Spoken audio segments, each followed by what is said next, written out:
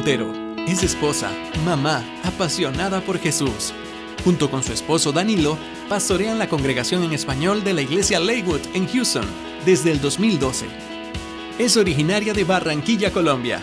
Se radicó en Costa Rica en el año 2000, en donde fue la coordinadora de proyectos para la productora del Club 700, CBN en Latinoamérica. Colaboró con proyectos humanitarios en Centroamérica y el Caribe. En el 2013 estableció los eventos Brilla en Houston, Texas. Autora del libro Lo que toda mamá debe saber de sus hijos pequeños, publicado en el 2019. Su pasión es influenciar a las personas, especialmente a las mujeres, a que vivan plenamente en Dios. Nos acompaña hoy en la cumbre Somos Vida, Gloriana Montero. Buenas noches. Hola. Buenas noches. ¿Cómo están todos? ¿Bien? Wow, qué alegría estar aquí en mi casa en Costa Rica, Vida Abundante. Gracias, Pastor Ricardo, Pastora Giselle, por la invitación. Bueno, me siento súper feliz y más feliz porque pudimos llegar a pesar del tráfico. Y bueno, eso sí no extraño de Costa Rica. Tuve la bendición de vivir 6 años aquí y creo que podría decir que de las etapas de mi vida, un proceso de fe que maduró.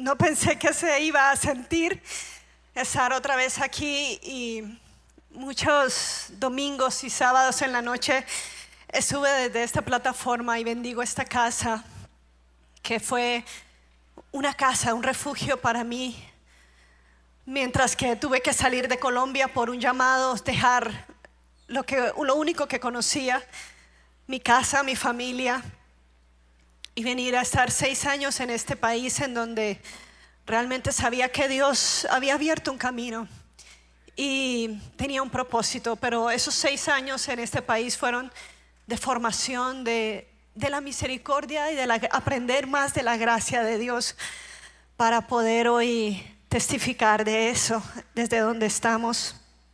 Y por eso me emociona, porque yo sé que cada uno de nosotros vive caminos y tiene momentos que, aunque tal vez son horas oscuras, pero en medio de esas horas oscuras vemos el favor y la gracia de Dios y nada más hay que decir gracias, Señor, porque tú eres bueno y a ti no se te escapa ningún detalle en mi vida, Señor. Y yo quiero dar gracias precisamente al Señor por esa oportunidad de poder vivir la aventura de fe y poder vivir en esos propósitos que Dios tiene para sus hijos. Señor, yo te doy gracias por esta iglesia que nació en tu corazón. Gracias por cada persona que ha decidido decir sí a la obra, a cada pastor, a cada congregación que está no solamente en Costa Rica, sino en otros países. Gracias, Señor, porque tú nos has traído con una cita divina de primero encontrarnos con tu presencia y ser transformados en ella, Señor. Padre, gracias porque van a haber perlas, Señor, que salen de este lugar y van a ser para ser atesorados en nuestra vida y en nuestro caminar contigo. Gracias, Señor, porque tú hoy, Señor, preparas nuestro corazón, Señor, para que sea una tierra fértil, una tierra que está lista para recibir tu palabra. Y en el nombre de Jesús, Señor, que seamos buena tierra, que demos fruto, Señor, a más del 100 por 1. En el nombre de Cristo Jesús, a ti te damos toda la gloria, Señor, y toda la honra, en el nombre de Jesús. Amén y amén. Gracias, Señor. Quiero empezar con el libro de Isaías, el versículo 61, el verso 3, la última parte.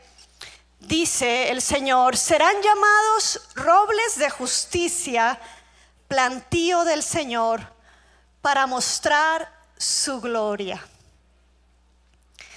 serán llamados robles de justicia, huerto del Señor. ¿Para qué? Para mostrar su gloria. Nosotros tenemos una casa donde hay un buen jardín en la parte de adelante y un excelente también lindo jardín en la parte de atrás. Y en el año 2017, en febrero del 2017, nos ganamos un premio del mejor jardín del barrio. Yo veía siempre que llegaba una revista y premiaban a los jardines, y yo dije, bueno, pero ¿qué hay que hacer para ser premiado? No sabía, hasta que tocaron una vez a la puerta. Le pusimos mucho esmero al jardín, era invierno, y sembramos flores para la época. Y entonces nos tocaron a la puerta un par de viejitos retirados que su trabajo es caminar por toda esa área y ver cuál es el jardín que está más bonito. Y entonces te premian, te dan $100 para que tú puedas seguir invirtiendo en ese jardín y embellecer el barrio. Así que no solamente eso, sino que tu casa sale en la portada de la revista y un letrero muy lindo al frente que dice el mejor jardín del mes. Estábamos contentos porque había sido mucho trabajo. Mi esposo Tico ama lo verde, ama las flores y trabajó fuerte allí también, junto con 2 jardineros también. Y bueno, felices, pero a finales de julio llegó un huracán que se hizo famoso, se llamó Harvey, y Harvey se hizo famoso porque nunca antes había habido una tormenta de esta magnitud en Estados Unidos. Una tormenta que por condiciones climáticas nunca cambió, no hubo vientos que empujaran a la tormenta, por lo tanto se quedó por muchos días, llueve y llueve y llueve sobre la ciudad. Se dice que cayó sobre la ciudad de Houston lo que cae en 15 días en las cataratas del Niágara. Eso fue la cantidad de agua que cayó, que Harvey nos tiró. Orábamos por vientos que lo movieran y finalmente se movió. ¿Qué pasó?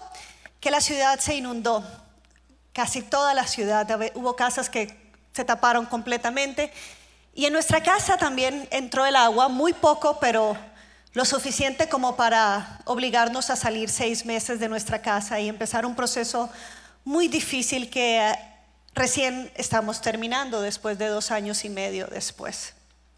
Y lo que sucedió con esto es que nuestro jardín tan hermoso quedó cubierto por aguas, pero cuando el agua se fue, lo que quedó o lo que traían esas aguas eran semillas de maleza, que cuando vino una vez más el calor, germinó lo que no habíamos plantado. En vez de germinar el césped, germinó una maleza que no pudimos controlar porque estábamos enfocados en salvarlo de adentro de la casa. Y en lo que tanto habíamos invertido en el jardín, la maleza nos llegaba más arriba de las rodillas. Y fue muy costoso reparar esto. Hasta el día de hoy es muy costoso pagar mano de obra para que lo limpien, porque ni los venenos podían matar a esta maleza debido a lo que habían traído estas aguas, ¿no?, de Harvey.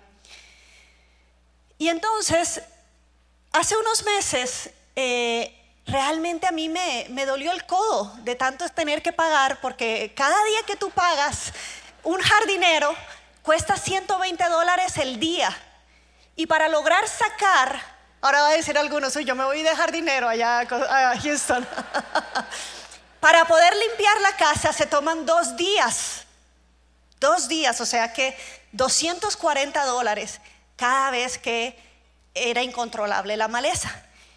Y claro, es un muchacho que todo el día está arrodillado, jale.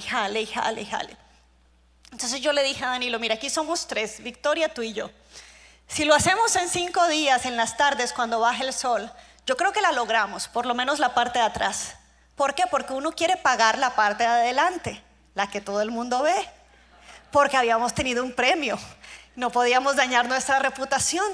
Entonces la fachada de la casa la pagábamos, pero lo de atrás, cuando podíamos, limpiábamos.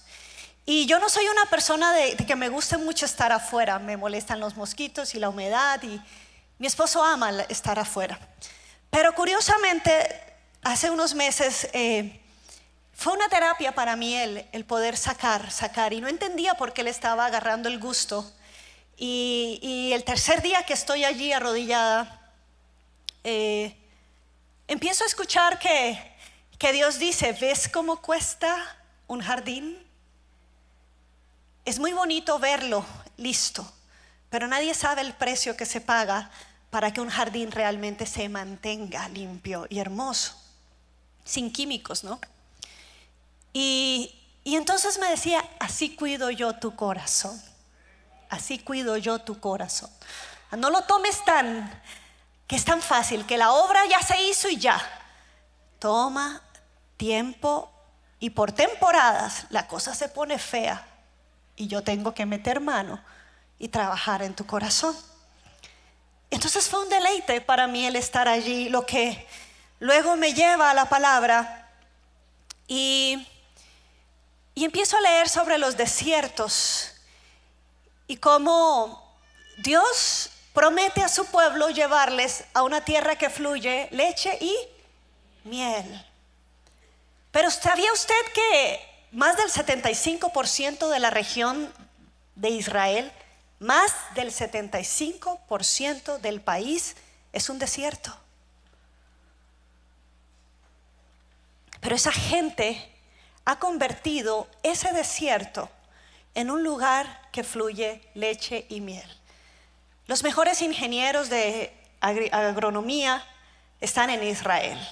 Los tomates cherries que hoy comemos es de ellos. El sistema de riego por goteo inventado por ellos. La recolección de aguas, tanto de lluvia como de las aguas sucias, y esa restauración, el sistema es de ellos.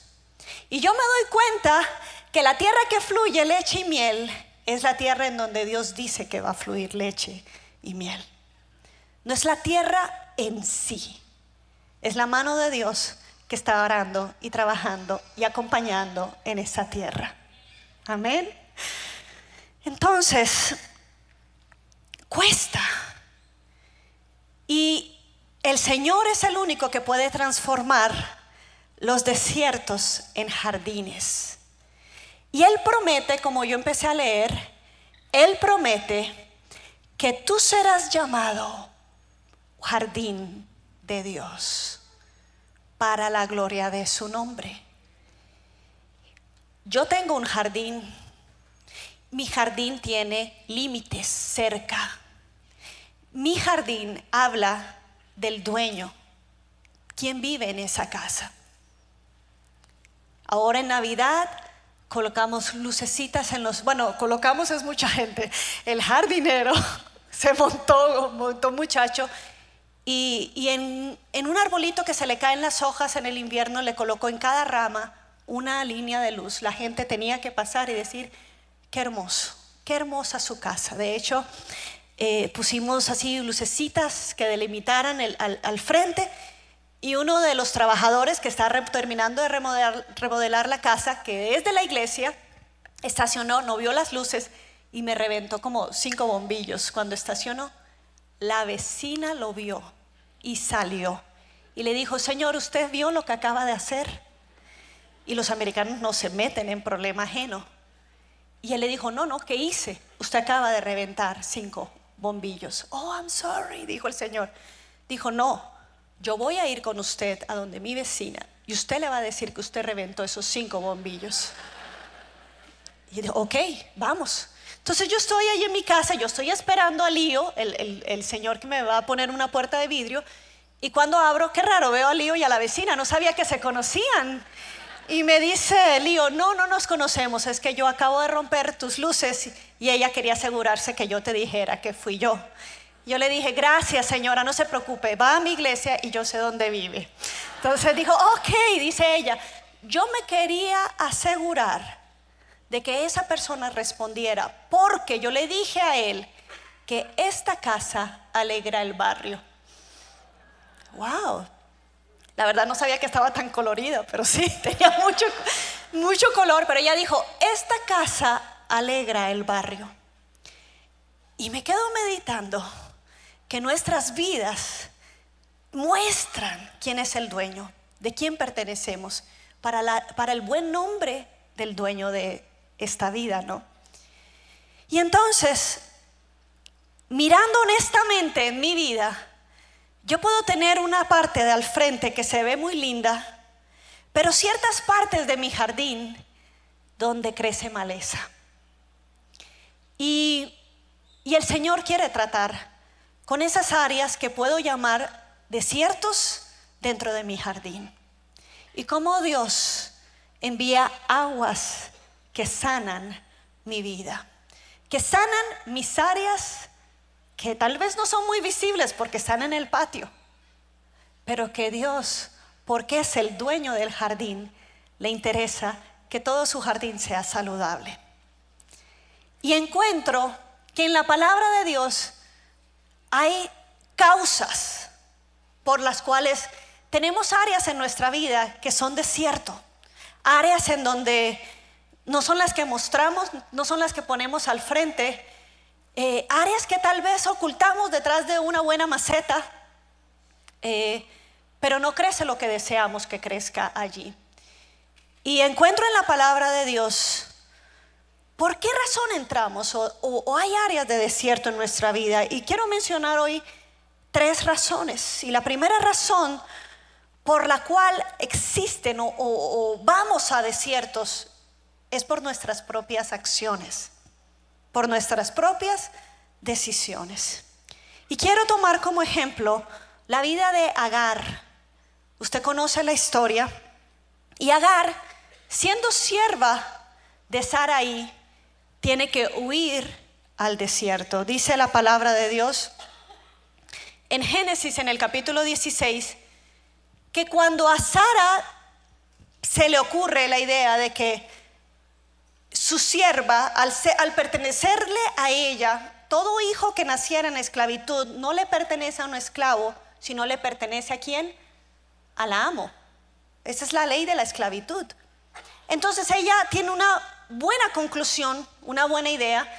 Si tú te llegas a mi sierva, el hijo no es de ella, es mi hijo. Entonces Abraham acepta. Y entonces cuando ya la mujer está embarazada, algo pasa. Algo pasa. Y la Biblia no nos explica qué pasa. Pero algo pasa por lo que leemos en la palabra de Dios en el verso 5. Dice, entonces Sarai le dice a Abraham, tú tienes la culpa de mi afrenta. Y usted dirá, ve, ¿quién entiende a las mujeres? ¿De quién fue la idea? Pero algo pasa porque ella le dice, tú tienes la culpa de mi afrenta porque yo puse a mi esclava en tus brazos. Pero miren, y ahora que se ve embarazada, me mira con desprecio. Que el Señor juzgue entre tú, Abraham, y yo. ¿Y qué puedo yo entender como mujer casada que soy?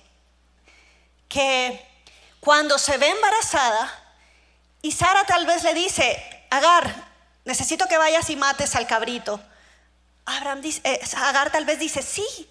Y cuando va a abrir el cabrito, así que... ¡qué asco! Ay, Abraham, es que yo no puedo. Eso es muy duro, Abraham. No. Ahí está mi hijo. Usted quédese aquí. No, Sara, hágame el favor y vaya a matar al cabrito, Sara. ¿Qué? No sé. Pero algo pasaba que Sara le dice, y tú tienes la culpa de esto, Abraham, de que ahora ella, viéndose embarazada, dice, aquí las cosas cambiaron para mí. Y se subleva Agar. Y entonces dice Abraham, tu esclava está en tus manos, haz con ella lo que bien te parezca. Y mire lo que dice la palabra de Dios, de tal manera comenzó Sarai a maltratar a Agar, que ésta tuvo que huir al desierto. ¿Cuál sería la condición de maltrato para que una mujer embarazada diga, mejor escapo por mi vida y prefiero irme a un desierto que estar en esta situación? Y esta mujer huye al desierto. Y allí, junto a un manantial que está en el camino a la región de Sur, la encuentra el ángel del Señor y le pregunta: Agar, esclava de Sarai. Me encanta. Porque el Señor sabe cómo sacarnos, cómo restaurar los desiertos en nuestra vida. Y el ángel le dice: Agar, la ubica, esclava de Sarai. ¿De dónde vienes y a dónde vas? Es una confrontación directa. ¿De dónde vienes? ¿Qué has estado haciendo? ¿Y a dónde vas a ir con esto? A ningún lado. Y ella dice: estoy huyendo de mi dueña Sarai. Responde. Pero el ángel le dice: vuelve junto a ella y sométete a su autoridad. Y le da una promesa y le dice: de tal manera multiplicaré tu descendencia que no se podrá contar. Estás embarazada y darás a luz un hijo y le pondrás por nombre Ismael, porque el Señor ha escuchado tu aflicción. Y así lo hizo Agar. Fue confrontada en su actitud y le dice: regresa a tu ama y sométete a ella. Y ella fue recibida por Sarai. Y yo veo que hay momentos en nuestra vida en donde malinterpretamos, yo creo, las posiciones o lo que tenemos o las bendiciones, y de alguna manera creemos que es el fruto de nuestro esfuerzo. No sé qué puede ser eso un ejemplo, pero lo malo son las actitudes que dejamos que nazcan en nuestro corazón, que de Dios nos confronta y nos dice: ¿de dónde vienes y a dónde vas? Porque con esa actitud no puedes ir muy lejos. Estás en un desierto y lo que hay que hacer es arrepentirse y regresar y entender en sometimiento y humildad a Dios: Señor, ¿qué es? ¿Cómo es que tú quieres esta situación en mi vida? Isaías 58, verso 11, promete: el Señor te guiará siempre y te saciará en tierras resecas y fortalecerá tus huesos. Serás como un jardín bien regado, como manantial cuyas aguas no se agotan. Esa es la promesa de Dios. Pero los hijos de Dios tenemos que entender: Señor, yo necesito arrepentirme rápido de cualquiera que sea lo que esté provocando un área infértil en mi vida, que solo tú conoces. La segunda razón por la cual podemos entrar o tener desiertos en nuestra vida es por culpa de otros. La primera fue por nuestras propias actitudes, por nuestras propias malas decisiones. Pero la segunda es por culpa de otros. La misma Agar, ella regresa, ella se somete, pasan 14 años aproximadamente. Y finalmente viene la promesa del hijo de Abraham a través de su esposa Sarai. Y cuando nace Isaac, que su nombre significa risa, dice la Biblia que Ismael se reía de la risa. Se reía de Isaac. Y entonces esto lo ve Sara y no le gusta. Y entonces Sara le dice a Abraham nuevamente: echa de aquí a esa esclava y a su hijo. Ahora no es el hijo de ella, ya ha tenido su propio hijo. Y dice: el hijo de esa esclava jamás tendrá parte en la herencia con mi hijo Isaac. Ahora este asunto angustió mucho a Abraham, porque se trataba de su propio hijo. Pero Dios le dijo a Abraham: no te angusties por el muchacho ni por la esclava. Hazle caso a Sara, porque tu descendencia se establecerá por medio de Isaac. Pero también del hijo de la esclava haré una gran nación, porque es hijo tuyo. Al día siguiente, me encanta esto, al día siguiente, Abraham se levanta de madrugada, tomó un pan y un odre de agua y se los dio. a Agar, poniéndoselo sobre el hombro. Luego le entregó a su hijo y la despidió. Agar partió y anduvo errante por el desierto de Beerseba. Cuando se acabó el agua del odre, puso al niño debajo de un arbusto y fue a sentarse a sola a cierta distancia, pues pensaba: no quiero ver morir al niño. Y en cuanto ella se sentó, comenzó a llorar desconsoladamente. Cuando Dios oyó al niño sollozar, el ángel de Dios llamó a Agar desde el cielo y le dijo: ¿qué te pasa, Agar? No temas, pues Dios ha escuchado el llanto del niño. Levántate y tómalo de la mano, que yo haré de él una gran nación. Y en ese momento Dios le abrió a Agar los ojos y ella vio un pozo de agua, y enseguida fue a llenar el odre y le dio de beber al niño. Dios acompañó al niño y este fue creciendo y vivió en el desierto y se convirtió en un experto arquero. Habitó en el desierto de Parán y su madre lo casó con una egipcia. Segunda vez en el desierto, pero esta vez ella no tenía la culpa. Fue una situación ajena. Otra persona en la que puedo pensar que tiene que vivir en el desierto a causa de un disgusto de alguien más es el gran David, quien siendo yerno del rey y trayendo tantas victorias a Israel, también atrajo no solamente el favor del pueblo, sino la envidia del propio rey, su suegro. Y fue tal el daño de la envidia que lo procuraba matar.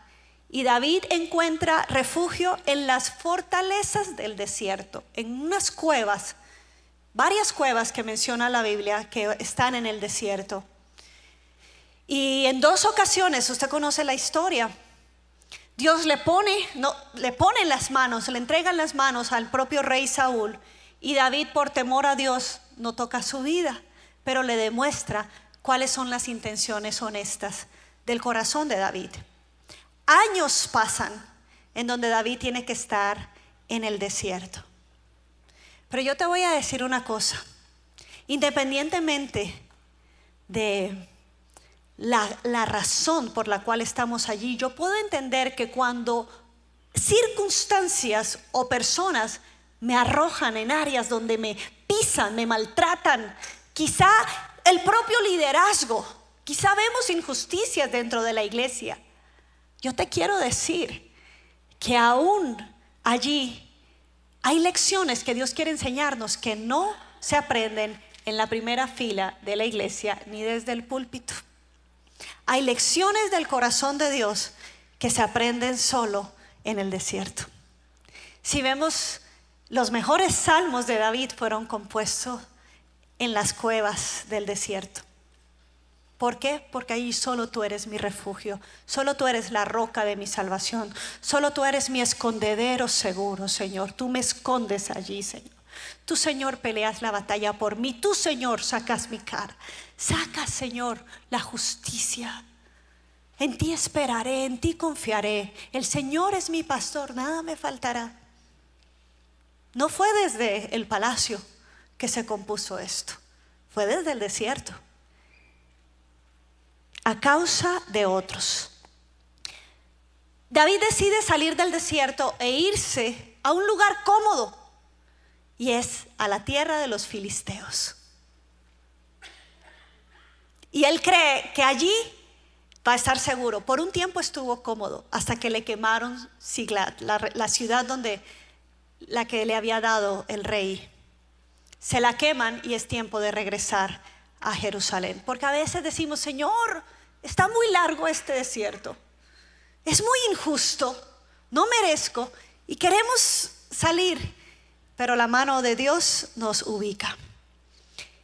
Y lo que yo veo en el corazón de alguien como David es que, aunque los que estaban con él, los valientes de David, eran personas amargadas, él les cambia la perspectiva. Él los hace diferentes. El corazón de David se mantiene puro. Y yo encuentro que para poder revivir y poder salir de abusos, de maltratos, de injusticia a causa de la envidia, de los celos, de todo lo que podemos vivir dentro de un liderazgo, yo tengo que entender lo que dice Isaías 43, tengo que vivirlo. Del versículo 18 al 19, el Señor dice: olviden las cosas de antaño, ya no vivan en el pasado, porque yo voy a hacer algo nuevo. Ya está sucediendo, ¿no se dan cuenta? Yo estoy abriendo un camino en el desierto y ríos en lugares desolados.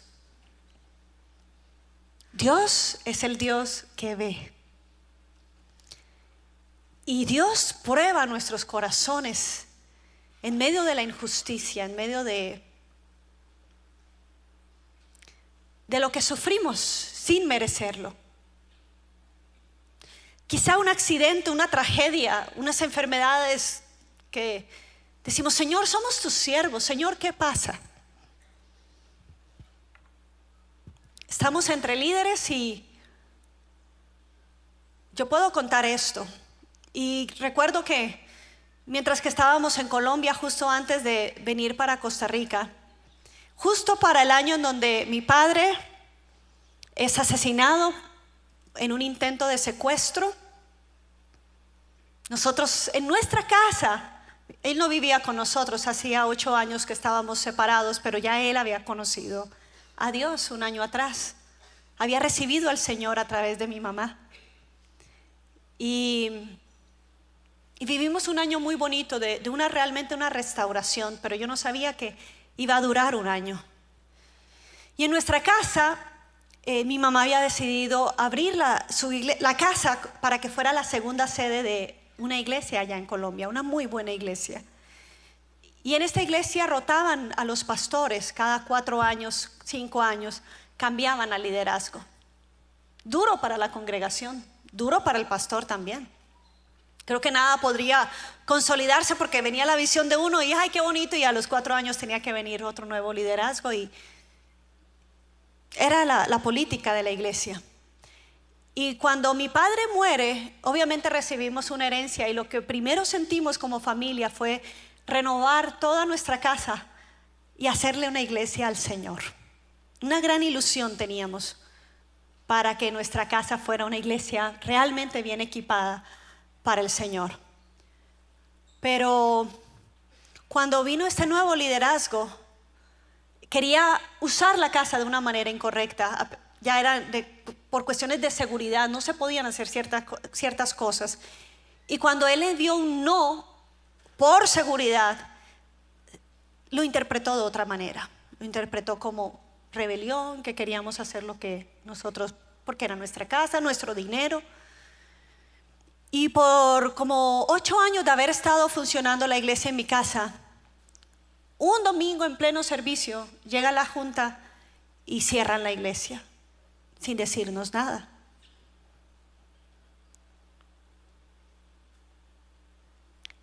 El mismo año de haber enterrado a mi padre.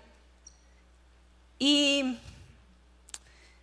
no se digiere muy bien cuando, es muy difícil cuando tú enfrentas la muerte de un ser amado, pero cuando lo asesinan por dinero, te sientes tan ultrajado y respetado. No hay cómo orar. Pero bendita hora en donde, cuando estaba enterrando a mi padre terrenal, creí que había perdido a mi padre celestial, porque durante los años donde mi padre no era cristiano y se rehusaba a darnos para la comida, se rehusaba para todo, para obligar a mi madre a regresar. En esos años yo encontré a un Padre celestial. Bendita hora que como familia pudimos conocer al Señor y experimentar el poder de Dios sanador cuando no había cómo ir al médico, el poder de la provisión de Dios, pero sobre todo el poder de la presencia de Dios como Padre en nuestro hogar. Si yo le pedía por zapatos, ahí estaban, por comida, por sanidad. Pero cuando le pido por la vida de mi padre, porque sé que está amenazado por secuestro, y 4 días después estamos en un sepelio, siento que mi fe está defraudada. Y lo que más me dolía en ese cementerio era que yo sentía que estaba perdiendo la confianza en mi Padre Celestial. Y le dije al Señor, hasta aquí llegamos, yo no puedo seguir confiando. Era un doble luto en mi corazón. Pero bendito Señor que en ese momento Él habla a mi corazón y me recuerda cómo Él me había preparado un mes atrás a través de un sueño para ese día. Me muestra exactamente, cuando me dan la noticia de mi padre, yo había tenido ese sueño, de que me daban esa noticia de que mi padre lo acababan de matar. Recuerdo que tenía la misma ropa, todo era exacto, y que estaba barriendo el santuario. O sea que era un lunes, uno limpiaba la iglesia el lunes. Y el lunes fue el día que nosotros recibimos esa noticia, que sucedió esto. Y cuando entiendo que Dios me dice, y yo te lo mostré porque yo sabía que hoy tu fe no iba a aguantar y necesitaba darte refuerzo. Eso fue agua en el desierto para mí. Eso me llenó y me ayudó a pasar el luto de mi padre. Y cuando ya estamos saliendo de esto y viene el otro golpe, porque entonces recibimos la herencia, construimos la iglesia y en 6 meses está lista y solo la disfrutamos un mes porque se cierra la iglesia. No entendemos. Y eso duele más porque ahí hay silencio. No se puede entender la injusticia, no se puede entender. Pero nos mantuvo firmes allí, sirviendo a la misma iglesia, el hecho de que no nos podíamos mover por las emociones. Porque aunque nuestras emociones nos decían, vámonos, es más, le damos la iglesia a otra gente. La gente de la iglesia se paró y decía, Gloria, mi mamá, si quieres ser pastora, te seguimos a ti. Y mi mamá dice, no señores, a mí Dios no me mandó a ser pastora, Dios me mandó a construirle una casa, una iglesia. Y todos nos vamos a reunir allá. Ellos sabrán, pero nosotros nos reunimos en la iglesia principal. Terminé allí mi instituto bíblico y estudiaba Biblia porque quería aprender más del Señor, porque yo decía, no, yo para predicar nunca. Y bueno, porque la verdad es que en mi primera examen tenía que ir a predicar en un grupo con vida, en una célula, en una casa. Y me emocioné tanto que me salí del guión. Y entonces dije que cuando Daniel entró al horno de fuego, se me había olvidado que Daniel no había entrado, eran sus amigos. Y alguien al final me dice, disculpa, pero no fue Daniel. Y yo, uy, qué vergüenza. Es que yo no estoy estudiando para predicar, yo me emocioné. Yo estoy estudiando porque yo quiero saber en qué creo. A mí me gusta estar firme en lo que creo. Y por eso estudié 4 años. Y dije, no, nunca. Pero Dios, que conoce, que prueba, aún en medio de las injusticias, ¿sabes para qué? Porque algún día vas a ser líder y necesitas tener temor de Dios y necesitas probar el pan de pronto de la injusticia para pensarlo 2 veces de cómo tratas al pueblo de Dios, para aprender de la gracia y de la misericordia. Dios nos prueba y nos mete por desiertos para que cuando nos saque podamos ser sanos. El problema es que tapamos áreas y si no olvidamos bien o no cerramos bien esos capítulos de antaño, arrastramos con nosotros. ¿Y qué va a seguir germinando en esas áreas? Quizá amargura, quizá también celos y envidias en el liderazgo, quizá tal vez inseguridades que no están resueltas, y si alguien me mueve el piso, mejor lo alejo como un Saúl. Pero el Señor nos dice, necesitamos sanar, no vivir en el pasado, porque Dios es el que hace algo nuevo, y en donde hay resequedad, Él hace brotar aguas para que den fruto y germinen, porque son plantíos del Señor. La tercera razón por la cual a veces hay áreas de desierto en nuestra vida o entramos en desierto es porque el Señor mismo nos quiere llevar allí. Vemos que en el libro de Oseas, por ejemplo, cuando el Señor hace esa analogía con la prostituta y su pueblo, dice que la prostituta creía que el vino, los manjares, el aceite provenía de sus amantes y no se daba cuenta que era Dios mismo el que le proveía el vino, el aceite y que le multiplicaba la plata y el oro. Y dice el Señor, por lo tanto, yo voy a tomar mi vino y mi trigo y voy a quitar mi lana y mi lino para descubrir la desnudez. Y a veces son momentos en donde podemos estar ya cómodos. Gracias, Señor. Un David siendo rey que se pone muy cómodo, y todos sabemos la historia. O cuando estas mismas bendiciones se convierten en un lazo para poder obedecer a Dios. No sé si usted me está siguiendo, si yo me estoy explicando más bien. Pero a veces se convierten en distracciones y entonces se convierte en mi púlpito y mi ministerio.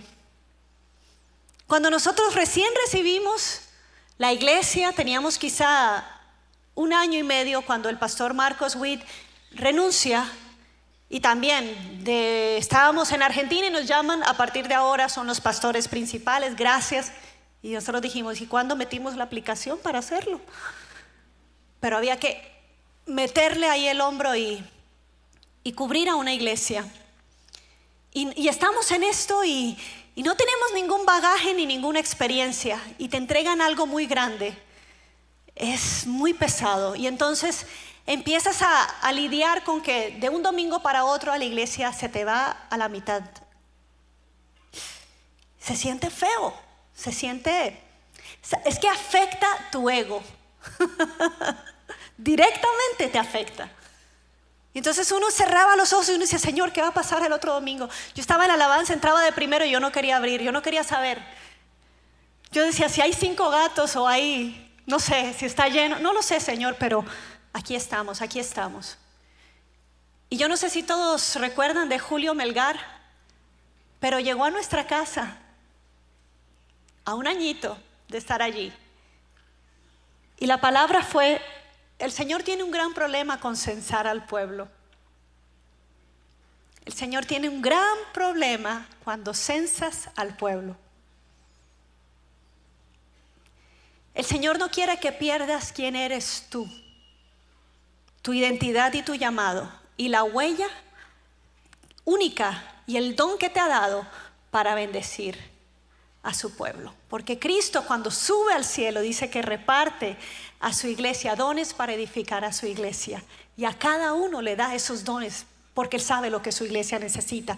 Y cuando decidimos quitarnos la chaqueta de ese don y ponernos en otros zapatos, tenemos un problema. Tenemos un problema porque estamos confundiendo el llamado y el ministerio, y entonces empezamos a mirar estrategias de crecimiento. No es malo, pero tenemos que cuidar los motivos. Y el Señor nos decía, el Señor tiene un gran problema con censar al pueblo, porque es Él el que añade a su iglesia. Y no pierdas su identidad.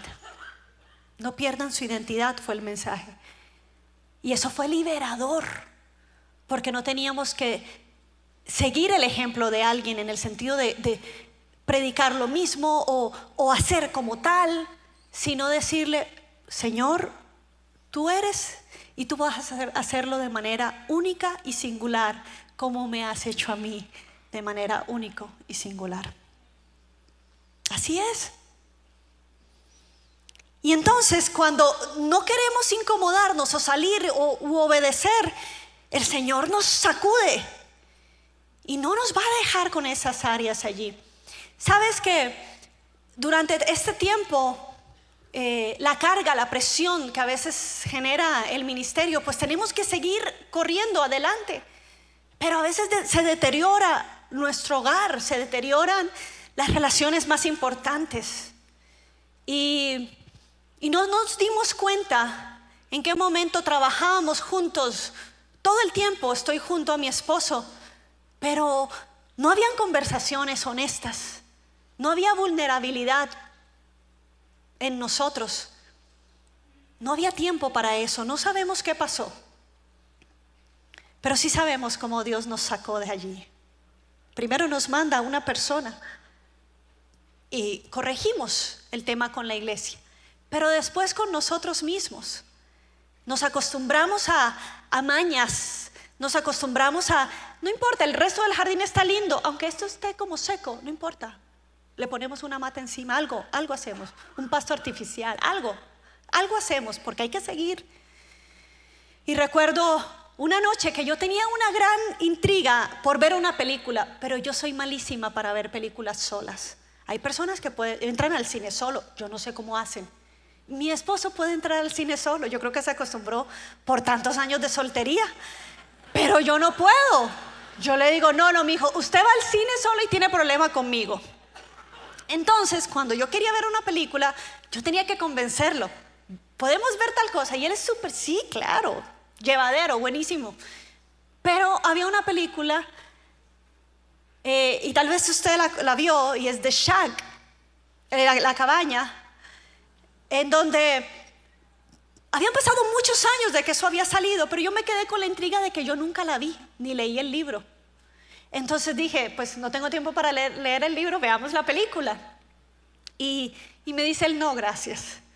Porque como se muere una niña, y es la hija, y yo tengo una hija, me dijo, no, eso va a ser demasiado fuerte para mí, yo no la puedo ver.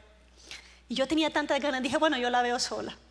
Así que saqué a mi compañera a la plancha y empecé allí a, ¿verdad? Como a hacer algo mientras que veía sola en la película. Y claro, llega un momento en donde tienes que parar lo que estás haciendo y él estaba cerca y se detiene y se sienta conmigo en el momento en el que el hombre le pregunta a la sabiduría, ¿por qué permitiste esto?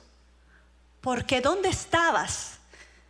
Si eres Dios para mí, ¿dónde estabas? Y se reviven momentos de desiertos que están tapados. Pero hay estas conversaciones que transforman la vida, ¿no? Y eso fue tremendo. Termina la película, nos vamos a dormir y hay un silencio en el cuarto que no es normal. Y entonces muy sutil abrazo a mi esposo, le toco su cabello y llego a los ojos. Y sé que hay lágrimas.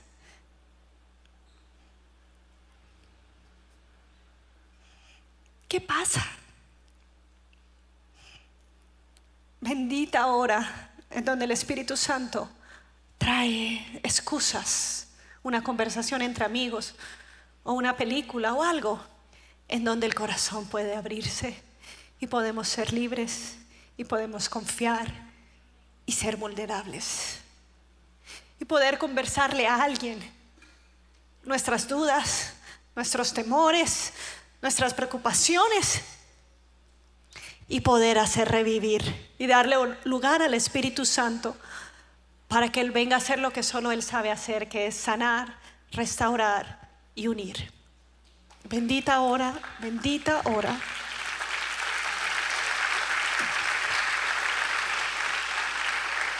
Por eso dice el libro de Oseas, pero he aquí que yo la atraeré y la llevaré al desierto para hablarle a su corazón. Porque el Señor sabe que hay mucho ruido y estamos desenfocados. Y gracias, Señor, cuando nos llevas a esos lugares de enfoque como a un Jesús que había vivido mucho, pero antes de entrar a la misión te tengo que alejar y llevar a un desierto para hablarle a su corazón. Y desde allí, desde el desierto, le daré sus viñas y el valle de Acor por puerta de esperanza, y allí cantará como en los tiempos de su juventud y como en el día de la subida de la tierra de Egipto. Y en aquel día, dice el Señor, me llamarás Ishi, que quiere decir mi marido, mi amado, y nunca más me llamarás Señor, mi Baal. Gracias, Señor, porque tú mismo nos sacudes y nos llevas a lugares donde se ha revelado y es intenso, personal la relación con el Señor. Y florece en nuestro corazón la relación con Dios. Termino con esto, Isaías 61:3. La obra de Jesucristo es esta: me ha enviado a darles una corona en vez de cenizas, aceite de alegría en vez de luto, traje de fiesta en vez de espíritu de desaliento. Serán llamados robles de justicia, plantíos de Jehová, para mostrar su gloria.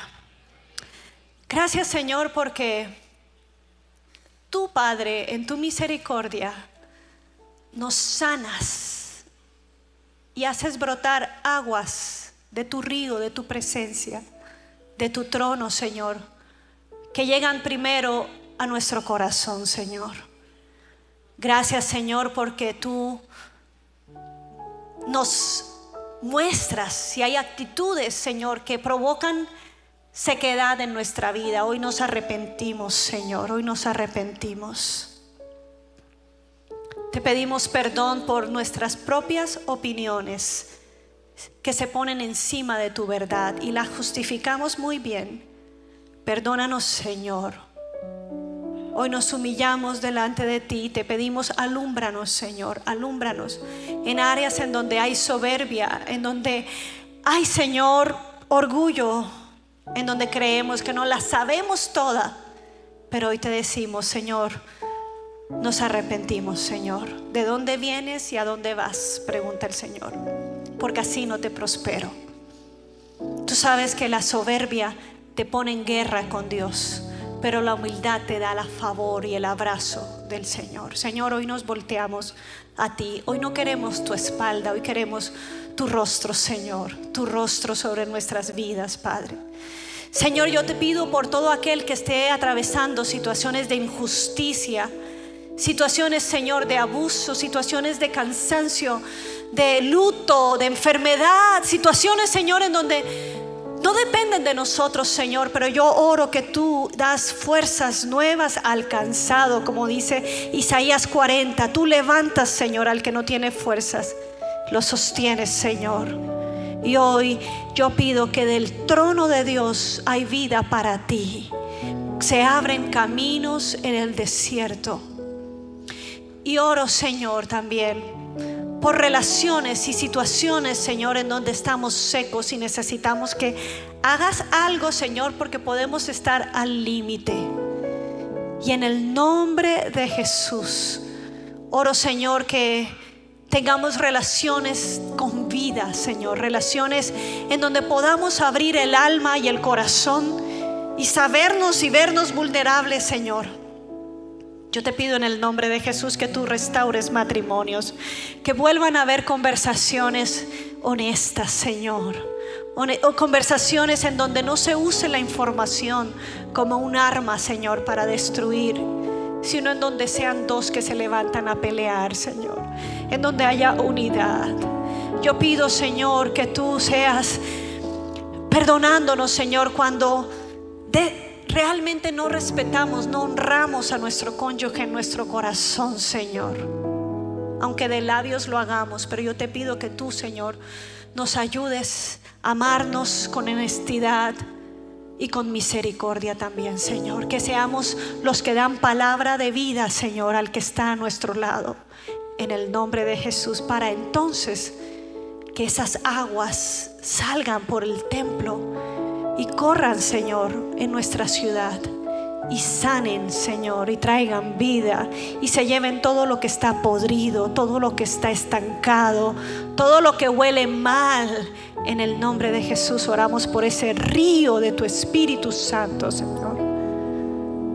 Gracias, Señor, porque tú eres el Dios que ve en mi desierto y me llevas a lugares, Señor, que se llama tu jardín. Te doy gracias por eso, Señor.